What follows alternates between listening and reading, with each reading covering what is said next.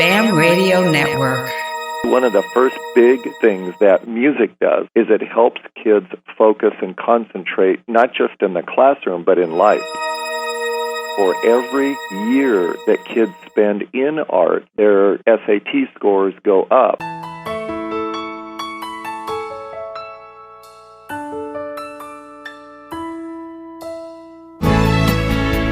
Welcome to Music and Learning. I am Marianne Harmon. Hello, Eric.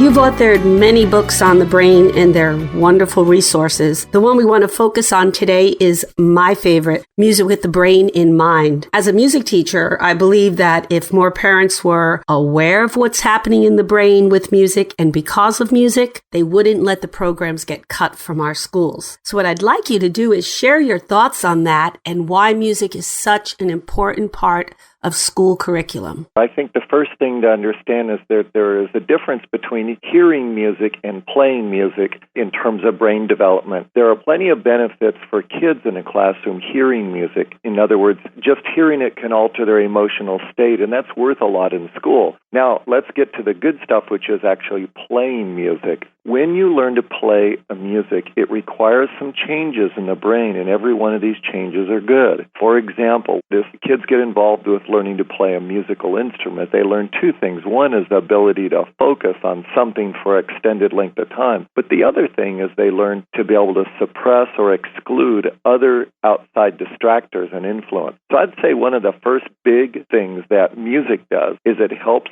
kids focus and concentrate, not just in the classroom, but in life. And it also helps them to learn to either work as a group or individually, depending on what the instrument or music they're playing may be. Yeah, absolutely. There's a lot of additional benefits. For example, playing a musical instrument also helps strengthen kids' short-term memory. The value of that is immense because in a classroom, when a teacher gives kids directions and says, okay, here's what you do next, many times when the teacher says go, the kids just sit there because they've already forgotten the direction. So it turns out that working memory is extremely important in academic performance as well as just real simple social skills such as what was your name again. If a teacher takes an instrument, whether it's a percussion or any other real simple one, and just taps the beat, the kids remembering the sequence of the beat and remembering what was done, that's a working memory issue. And when that gets developed, kids have a working memory that's going to last them a lifetime.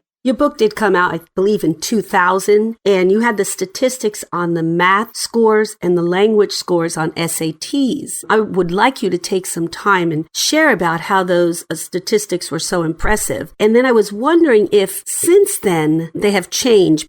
In the past, people used to think of music as being a frill and used to think of it as being something that's a little bit more of a elective or luxury or right brain thing, but all of that is dead on wrong. All of that is false. The truth of the matter is that music helps build absolutely essential life skills and it helps build essential academic skills. On top of that, it's in a discipline all of its own that's worthy of any other standing or any other discipline. So in regards to the music and the scores on college entrance exams, the more time that you spend in music, as a general rule, the higher the scores are on both the math and the reading scores, more the verbal part of the SAT. So the test scores that we saw back years ago are still strong, and the correlations are still strong today that show that when kids are involved with art, they consistently do better on the SAT scores. It wasn't that they were just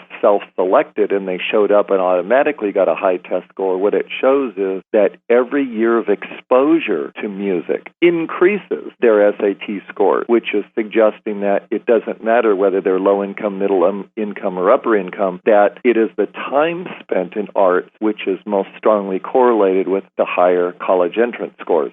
And I know that some of the research you quoted was some of the work Frances Rauscher did with Gordon Shaw, and she stated that it was a use it or lose it scenario also, that if they took music out of their life, they could lose some of the connections that had been made early on. Is this still found to be true? Even if someone doesn't play music and they've already learned to play a musical instrument, but if they don't play it for a while, there is enough of the muscle memory and enough of the auditory memory, enough of that to stick around so that the brain still remembers it after years. So the answer is some is lost, but some stays there. So right now that there are a significant number of musicians who are going out to assisted living homes and they're playing music to many that have retired, and what they discover is that the music that they play completely re-triggers the brain's initial responses, and that those that did know how to play before, they can get back into playing very quickly.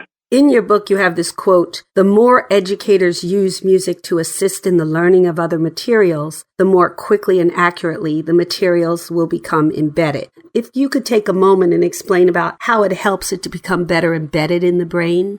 Well, music takes multiple pathways, which makes it a stronger memory. Even the listening of music engages the pathways of movement in the brain. Music evokes feelings, so now you're activating emotional centers. Often music will take you to another time or place, and that activates the visualization centers. So you can understand what makes musical applications in a school so robust is that you're activating in the brain not one, but sometimes 2, 3, or even 4 different memory pathways, and that creates a pretty strong memory.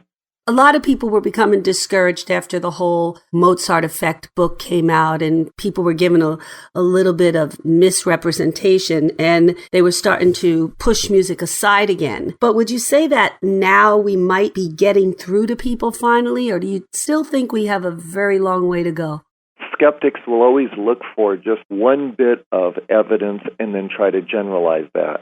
As an example, with global warming, there was this whole big snafu about the emails of scientists exchanging emails about the doubt that they had, when on the news you can practically see the ice caps melting before your eyes, and yet people will take the one email problem and say, well, that disproves everything. Well, that doesn't disprove everything, and that's junk science. And the same thing with the Mozart effect. The fact of the matter is that there is an effect of music on our brain, and there is an effect on us cognitively, emotionally, and physically. And so I think that we're going to continue to have to fight very hard to keep music out in front. The president announced new initiatives in education in which arts were taking a little bit more of a stronger role, and I think that's a good step in the right direction. It is only the short-sighted, and it is only those who are thinking of just how do I get the best score tomorrow, instead of those who have the long view, which is how do we develop a better person, a better child in the long run. Those are the ones that are using the wisdom to be able to say music belongs in our schools as well it should. Well, thank you. And people like yourself out there helping to spread the word. Hopefully we'll get more and more people to understand that. And thank you for your time today. You've been listening to Music and Learning with Marianne Harmon. Thanks for listening. This program is produced by Jack Street Media and is part of the affiliate Nanocasting Network. Thanks for listening.